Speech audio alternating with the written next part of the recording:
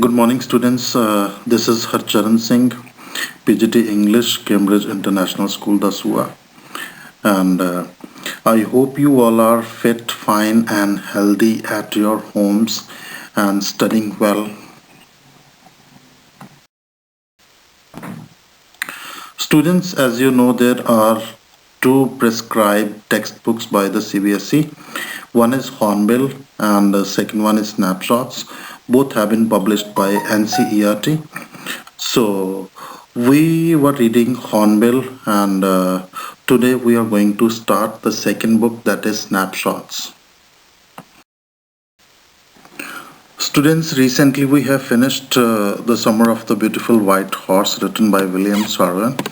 I'm just going to recap the chapter in short.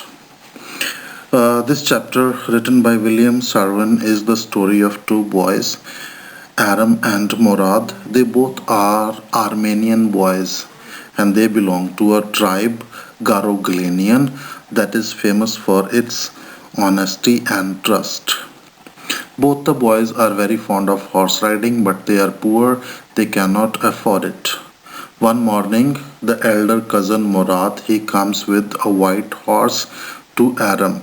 Aram was shocked to see Murad with a horse because he is poor, he cannot buy it, and if he has not bought it, he must have stolen it. But no member of the Karuglanian family could be a thief. And after that, he convinced himself by telling that if the horse was stolen only for riding, that was not stealing. Then they both started riding, and they were riding on the countryside of the area where they lived, that was Walnut Avenue. And after some time, Murad told his cousin Aram that he wanted to ride alone. Aram also wanted to ride alone. Murad started riding and came back after 5 minutes, but when Aram tried, he fell down from the horse, and it happened every day. Then Murad tells us about his cousin Murad. Murad was a very crazy boy. He was just like his uncle Khosrow. Uncle Khosrow was a very irritating, short tempered, and we can say he would get annoyed at everything very easily, and every time he would say, pay no attention to it, it's no harm.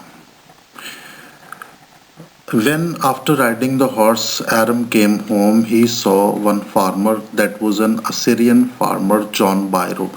He was sitting at his home and was telling about his white horse that was lost the last month. And on this, Uncle Khosrow got angry. John Byro told that the horse cost him $60. And again, Uncle Khosrow told that he spit on money. Money was not big thing for him. Then Aram went to Murad and told him about the missing horse of John Byro and asked him not to return the horse until he learns to ride it. Murad told him that it would take him 1 year to learn riding. He further said that they could not be thieves as they belonged to Garoglanian tribe and they would not keep the horse for more than 6 months. One day when they were coming back on the way, they were going to hide the horse to the hidden spot. They met John Byro, the real owner of the horse who was going back to the town. He talked to them and carefully examined the horse. He told that the horse looked exactly like the one that he had lost, but since he knew his parents and the honesty of their family, and he did not believe that they had his missing horse, he assumed that would be the twin of his horse. Murad managed to let Byro assume that it was not his horse, so they went away. The next morning, both of them took the horse back to Byro's vineyard and put it in the barn. The dogs followed them quietly and they left the place. The same afternoon, John Byro came to his house to tell his mother about his horse that was stolen and he had found it. He was happy and was amazed to see the horse better behavior and it had become stronger. Uncle Khosrow again rode at John Byro and said, "Quiet, man, quiet. Your horse has been returned. Pay no attention to it." So, students, this was a short summary of the Summer of the Beautiful White Horse. Students, the next chapter that we are going to start is The Address, written by Marga Minko. In this story, the writer tells how we love those things that belong to our loved ones. The story was set before the war and after the war. The war is going on, and the narrator saw that her mother, she was a rich lady, and they had to leave their house because the war is going on, and she wanted her things to be protected by someone, and she gave those things to one acquaintance, one lady that she knew, that was Mrs. Darling. The narrator's mother gave all her expensive things to Mrs. Darling, and she introduced her to her daughter also. And after the war, the mother had died, and the narrator, she wanted all those things back from Mrs. Darling. The mother had given her one address. The narrator goes to that address and she meets Mrs. Darling, but Mrs. Darling did not want to meet her. She did not received her in a proper way, and she did not let her in the house. The narrator was very upset. She went the second time, and the second time, Mrs. Darling's daughter took her inside. And there, when the narrator saw the condition of the things, and she did not like them, the way they were kept, and they had lost their charm, and she came back without taking those things. We are going to start with the first paragraph, the first para of the textbook. What happens? The narrator goes to the address and she rings the bell, and one lady comes out, and the narrator asks her, "Do you still know me?" The woman tried to look at her the way she was trying to identify or recognize her. She had opened the door only little bit. She did not open it properly. She opened only a chink. The narrator went closer and was standing on the step. The narrator had asked her, "Do you know me?" And the lady said, "No, I don't know you." The narrator told her that she was Mrs. S.'s daughter. The lady kept hold on the door and did not want to open it any further. Her face was showing that she did not recognize the girl, the narrator. She kept looking at the narrator silently, and the narrator is thinking that the address would be wrong.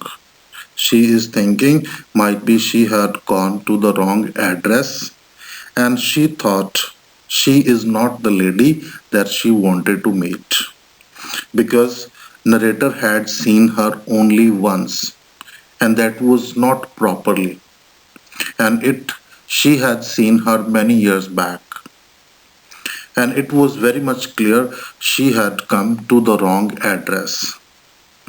When the narrator tried to turn, and the woman let the door go off, and she stepped to the side.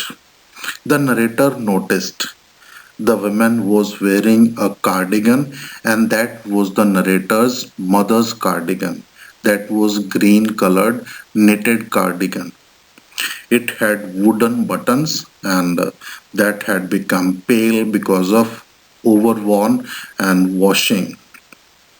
The lady saw that the narrator was looking at the cardigan. She again hid herself behind the door, and now the narrator was very much sure that she had come to the right address.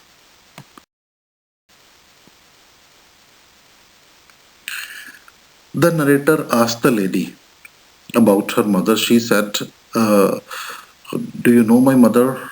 And the lady did not respond her question well, and she asked him, "Have you come back?" And again the door opened and closed in the passage behind her, and there was a musty smell. Musty means very stale smell.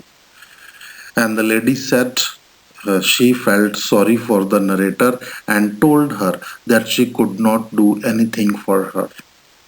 And the narrator told her that she had come to meet her specially on the train and she wanted to talk to her only for a few moments.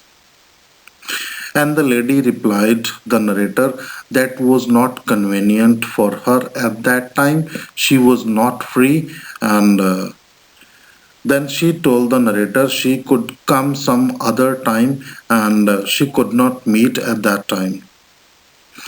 Again, the lady closed the door and she went back.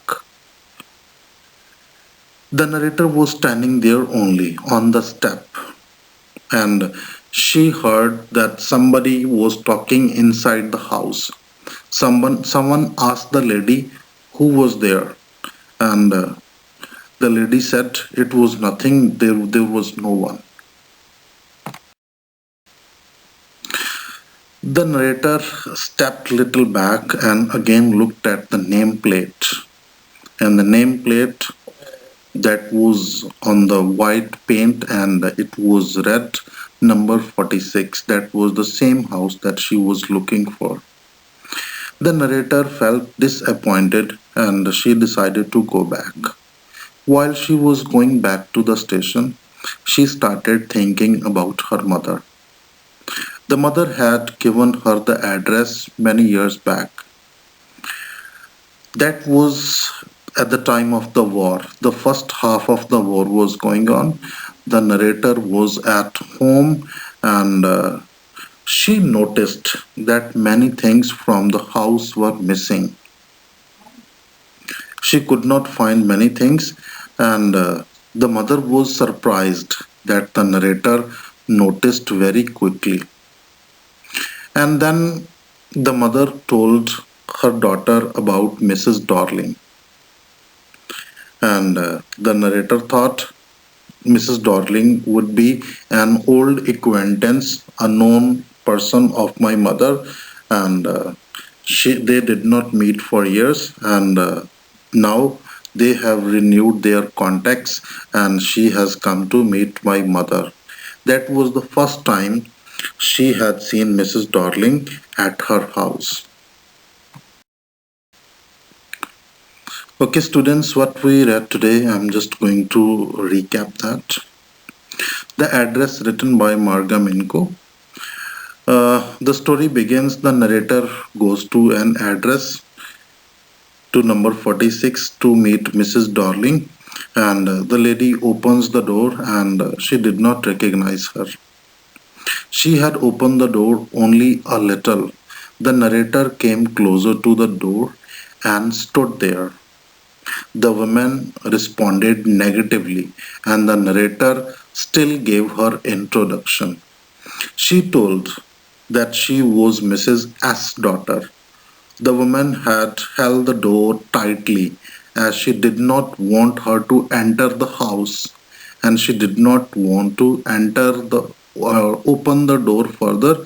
She kept looking at the narrator, but she did not recognize her. There was no sign on her face that she recognized the narrator. The narrator thought maybe she had come to the wrong address. She had seen the woman only for a short time. and that was many years ago. The woman who answered the door stepped aside and let go of the door. The narrator recognized her mother's green knitted cardigan that the woman had worn. The wooden buttons had become pale because of the washing. The woman noticed that the narrator was looking at the cardigan. She tried to hide herself behind the door. Now, the narrator was sure that she was on the right address. The narrator asked the woman about her mother. The woman asked her if she had come back. She replied only to her, and no one else came with her. The woman opened the door, and a passage was behind her. A stale smell came. The woman told her that she could not do anything for the narrator.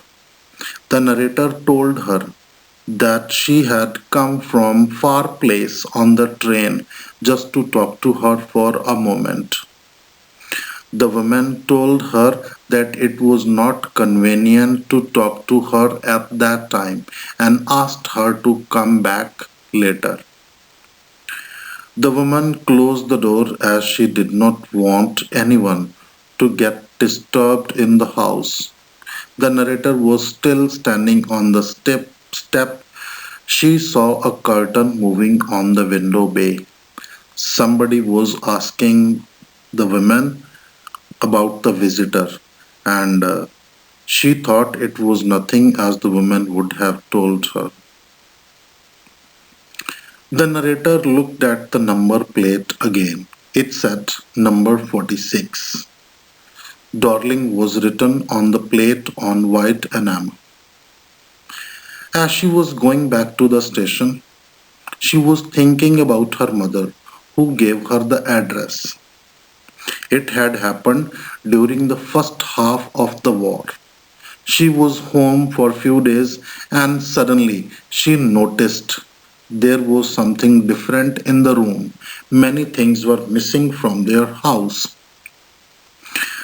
The mother was surprised that the narrator noticed the changes very quickly. It was that time when she told her about that woman, Mrs. Darling. She was an old contact of hers whom she had not seen for years. And suddenly she came to visit her, and since then they had been in regular contact. Thank you very much.